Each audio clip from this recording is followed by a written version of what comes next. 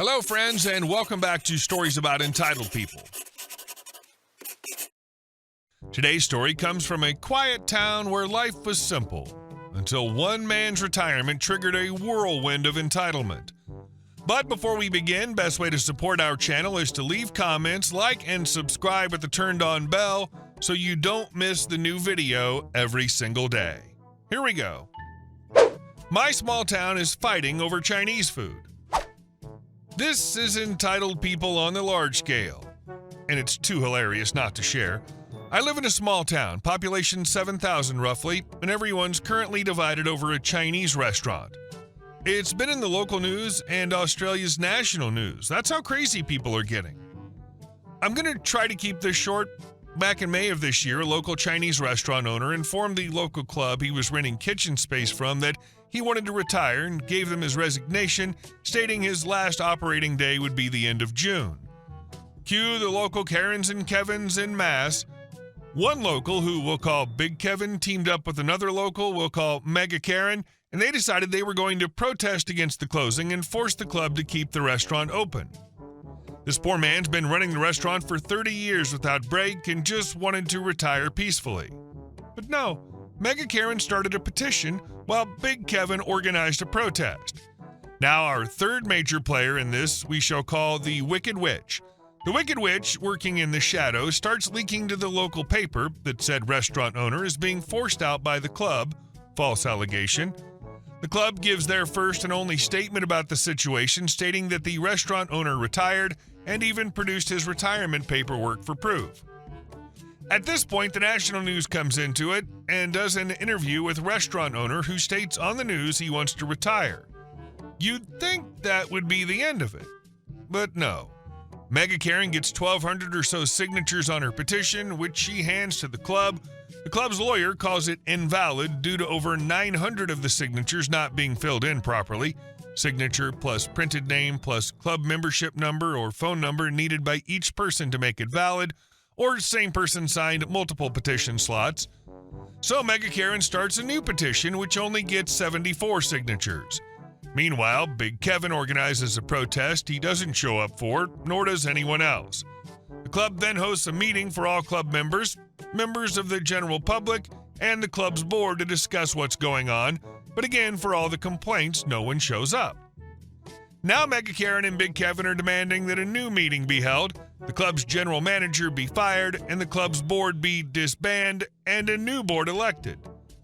The Wicked Witch then once again goes to the newspaper with a statement from the restaurant owner.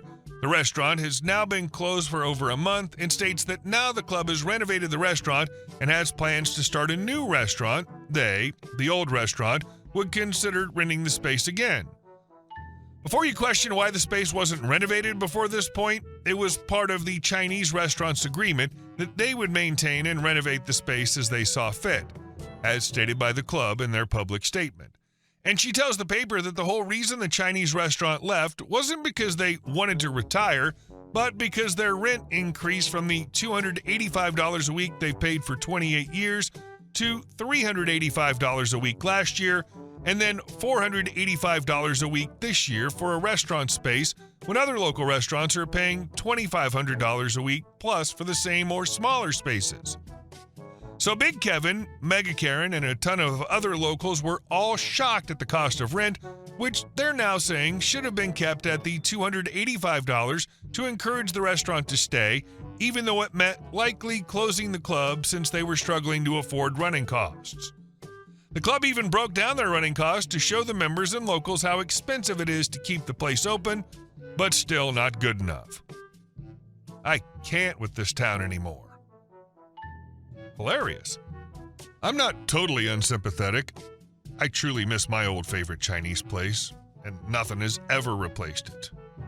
But too bad, restaurants close, people retire, things change. You can't chain the chef to the kitchen. And our second story. Karen called me lazy for using a handicap spot. So I, 22-year-old female, am a petite woman. I work out regularly, I dress well, I carry myself like someone who doesn't need help, but appearances don't tell you jack about someone's medical history. I've had mobility issues for years and recently had spinal surgery that made walking even more painful. I have a legitimate handicap placard issued by a doctor, and I don't use it unless I truly need it. Well, last week I went out to dinner with my brother, who was in the passenger seat. We pulled into one of 4 clearly marked handicap spots directly in front of a local restaurant. I parked, turned off the engine, and immediately noticed the car to our right swing its door wide open, blocking my brother from getting out. At first, I thought it was just bad timing. We waited.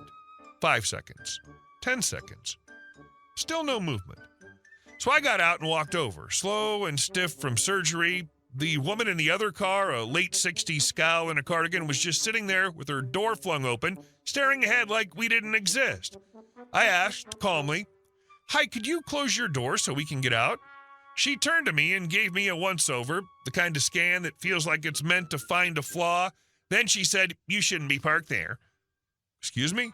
Young people like you are the reason disabled people can't find parking. That spot's for people who actually need it. At first I was so stunned I thought she was joking, but no, she was dead serious. I told her I do have a handicap placard issued by a doctor and my disability is not visible. She didn't care. "You're young, you're fit, you can walk, you're just lazy." I tried to keep it classy. I said, "My medical history's none of your business, ma'am." But apparently, mind your business wasn't in Karen's vocabulary. She escalated. "You're a scammer. People like you abuse the system and take spots from people who really need them. You're just some entitled brat scamming the government to support your lazy butt." Okay, gloves off. I looked her dead in the eye and said, "Well, maybe if you didn't eat yourself into mobility problems, there'd be a spot available for someone who actually needs it." She gasped like I'd slapped her. "My wait is due to a medical condition," she snapped. I smiled. "Oh, you mean like how you assumed I don't have a medical condition?" Yeah, assumptions suck, don't they? At this point, my brother still couldn't get out because she was blocking his door, muttering insults under her breath. He ended up crawling out through the driver's side, completely over it. She tried to threaten me. "I'm calling the police." I shrugged. "Go for it. We'll be at that table right by the window. Feel free to send them in, Karen." My brother chuckled and whispered, "Let's just go before you make her explode." I wasn't quite done. I turned back and said, "By the way, if the cops are walking, maybe you should send them quick. Not sure you can waddle in after them." And with that, we walked into the restaurant while she kept yelling behind us. The hostess saw the whole thing and just shook her head with a "we get that type around here" look. No cops ever showed. Either she didn't call or she realized she had no leg to stand on and probably no energy to hobble after us anyway. Disabilities aren't always visible, and gatekeeping handicap spots helps no one. Karen didn't care about protecting resources. She just wanted to feel superior, and you handed her a mirror instead. The next time she sees a young person in a handicap spot, maybe she'll think twice before running her mouth. And our last story. He demands our house, throws a fit when we say no. 5 years ago, my husband and I bought our first house. It was a big moment. We'd spent years saving for a down payment, and by some miracle, the timing and pricing all worked out. The house wasn't much to look at, major fixer-upper, outdated everything, but it sat on a piece of land we both loved, and we were happy to put in the work. We wanted a place to build something of our own, not a picture-perfect home. Unbeknownst to us at the time, my brother-in-law, Bill, and his wife had also looked at the same house. They passed on it because it was too much work and didn't have enough modern upgrades. Brother-in-law is, well, if entitlement had a face, it would look a lot like him. He's always had this tendency to believe the world should cater to him, and this time would be no different. Fast forward to a recent family get-together. Everyone was catching up, sharing news, the usual. Brother-in-law started talking about how cramped their condo had become since they had their second child. Mid-conversation, he looked straight at me and said, completely serious, "You know you guys should trade houses with us." I laughed, not politely, full-on, cannot breathe, someone pass me a glass of water laughing. He didn't laugh back. I paused and said, "Wait, you're serious?" "Yeah," brother-in-law said, crossing his arms like he was explaining something completely rational. "You guys don't even use all your space. You don't have kids. We could really use the room. You could buy out our condo and we take over your place." I blinked.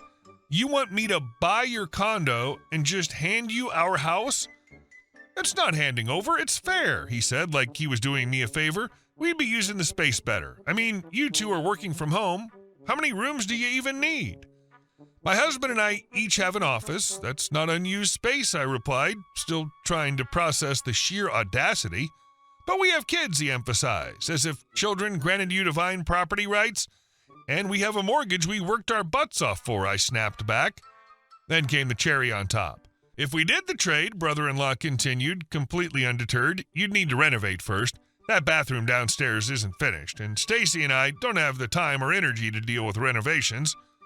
"You want me to give you my house and renovate it first?" I asked, laughing again in disbelief. "Think about it from our perspective," he said. "It's just logical. Your place would be perfect for us, and you guys don't need that much space." "I'm going to stop you right there," I said. "This isn't happening. Ever. And frankly, it's ridiculous that you even asked."